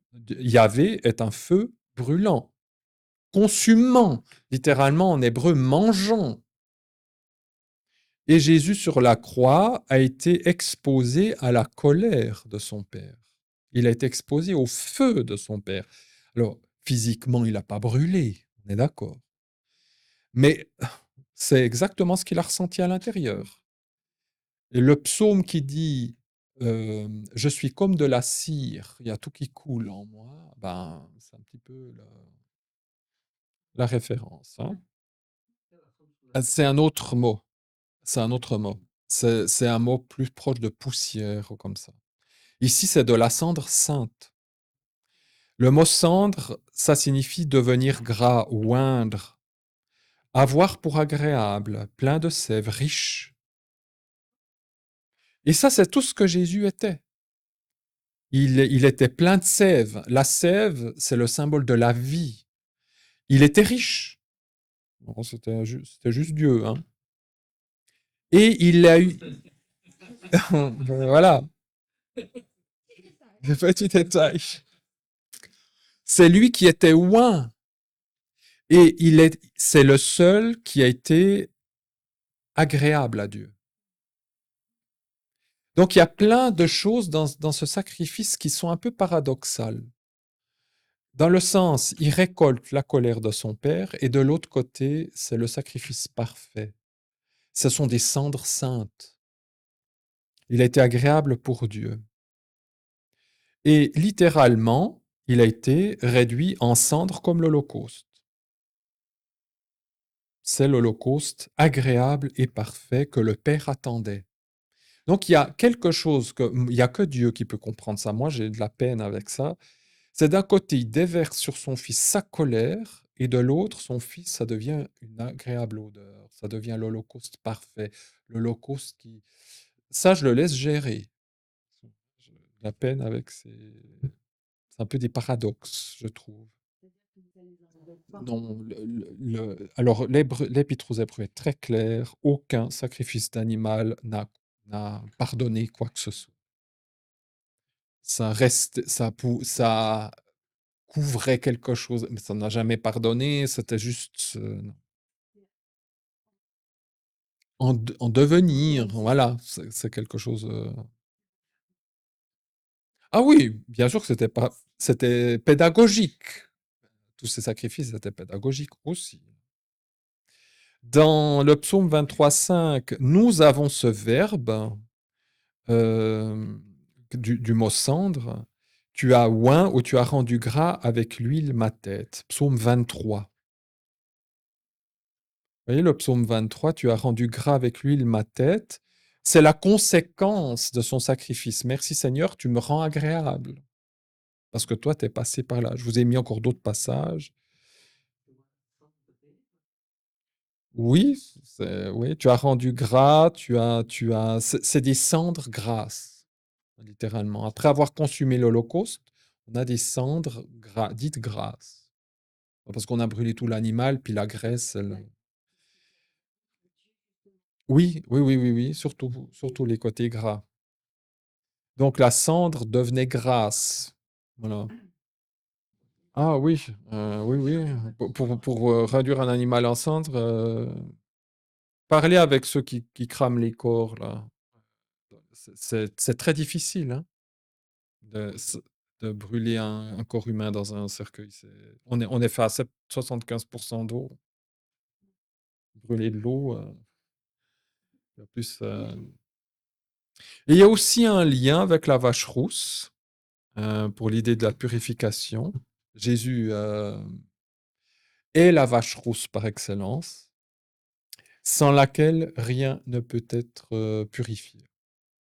Voilà pour le premier, la marmite, la syrah. Voilà, voilà le dessin, ce serait ça, la marmite dans laquelle on met les cendres après avoir consumé l'Holocauste. Oui, peut-être qu'on reste avec comme ça, on a déjà ça en... Oui, oui, oui, oui, oui. Et puis, c'est vrai qu'après, je fais un petit spoil, hein. Il y a les instruments, mais même ici, je crois que vous voyez que c'est en deux parties. Et ça, c'est l'autel, et ça, c'est la grille. Voilà, l'autel, et on va le placer dessus. Puis après, on va allumer un feu dessous, ou non dessus. Mais il y a plein de symbolisme sur cette grille, la forme, et puis qu'elle doit arriver à la moitié de la hauteur, etc. Voilà. Donc, c'est vrai que là, on est un peu fatigué. Alors, l'Arche de l'Alliance a aussi les deux barres, la même chose, pour être porté. Oui, effectivement. Oui, il fallait les lever. Il y a des choses qu'on doit lever. Euh, alors ça, il n'y avait pas trop de problèmes. D'ailleurs, le simple visiteur pouvait le voir, puisque c'était au parvis. Hein, dans le parvis, ça, tout le monde pouvait le voir, il n'y a pas de souci. Le toucher, ça allait pas enfin, allait te brûler, parce qu'il y avait tout le temps du feu, donc c'est clair que ça transmet la chaleur quand même. Mais je l'avais, je pense, déjà dit une autre fois, la tente de la rencontre, vous avez les trois familles lévitiques subordonnées, les Gershon, Merari et Kehat, qui sont les trois familles qui sont destinées à porter des choses précises, les choses en dur, les choses en mou, comme les rideaux, et les choses du mobilier liturgique. Et tout ce qui est de la maison, ça se met sur des chariots. Mais tout ce qui est du culte, avec des barres, etc., ça doit se porter sur les épaules. On ne peut pas les mettre sur des machines. Parce que tout ce qui est en rapport, comme l'autel, l'arche de l'alliance, les tables des pains de proposition, la menorah, toutes ces choses-là, ça nous parle de choses célestes. Ça nous parle, c'est quelque chose qui ne touche pas le sol. Le reste, oui, ben, la maison, les planches, c'est ici. Donc ça a des structures humaines, ça doit toucher les choses de ce monde. Mais tout ce qui est en référence avec le sacrifice et tout, on ne peut pas en faire une institution, quelque chose. Ça reste du domaine divin. Et le fait d'être porté sur les épaules, ça veut dire c'est destiné à nous. L'épaule, c'est aussi le côté de l'acceptation du joug. Hein, je suis d'accord de porter cette chose-là. Mais en même temps, elle reste en lévitation. Parce que c'est spirituel. C'est pour ça que quand David a mis l'arche de l'Alliance, ils l'ont transporté sur un chariot, ça n'a pas beaucoup plu à Dieu. Parce que non, ça doit être porté par les Lévites. Oui, le pauvre. Non, c'est Ouzia, un Lévite, je crois, mais qui voulut retenir l'arche parce qu'elle allait tomber. Et puis c'est lui qui est mort. Ah oui, oui, c'était à l'inauguration de la tente que les fils d'Aaron ont mis un feu étranger. Et ils sont morts. Et les Juifs, et je crois, quand j'ai étudié le texte sous-entendu, les Juifs disent le feu étranger qu'ils ont mis. Évidemment, c'est pas tellement qu'ils ont pris un feu étranger, mais ils ont ajouté au culte de la tente de la rencontre une liturgie où ils avaient une pensée en disant, et je crois que c'est tout à fait juste le sous-entendu, d'être célibataire. Et ça n'a pas plu à Dieu. Ils voulaient servir Dieu à la façon d'un moine. Et en disant, on va rester célibataire pour être 100% au service de Dieu. Et ils sont morts. Sous-entendu, Dieu ne veut pas de personnes, il veut pas un clergé coupé du monde, célibataire, où il y aurait que des hommes, c'est pas dans le plan de Dieu. Et c'est ça le feu étranger qu'ils auraient. C'est exclusivement masculin. Et puis en plus, c'est la famille lévite. Hein, voilà. Et dans la famille lévite, si c'est les grands prêtres, ben, c'est la lignée d'Aaron. Et puis c'est que de père en fils. Ou alors après, si le cadet meurt, ben, si l'aîné meurt, ben, ça va être le suivant. Enfin voilà. Et puis ensuite, zéro imperfection. T'as une oreille avec une coupure, un truc, c'est fini. Je dois arrêter. C'est pas grave. Comme c'est intéressant, c'est bien que les personnes nous regardent également en ligne. Bon, les amis, c'est fini pour notre session. On est à la fin de la cinquième session des 7. Cette vidéo va sortir toujours le samedi à 16h pour YouTube et Spotify. Pour ceux qui nous regardent en ligne, c'est toujours les jeudis à 19h15 que ça commence. Sans délai, je vous demande, comme toujours, de vous abonner, de mettre un commentaire, de donner des likes et de demander au professeur de sacrifier quelqu'un. Pour ceux qui nous suivent en lien pris avec nous et pour ceux qui c'est chez YouTube et Spotify, moi, ça va être d'ici 2 secondes. Mais bon les amis, à semaine prochaine. Au revoir.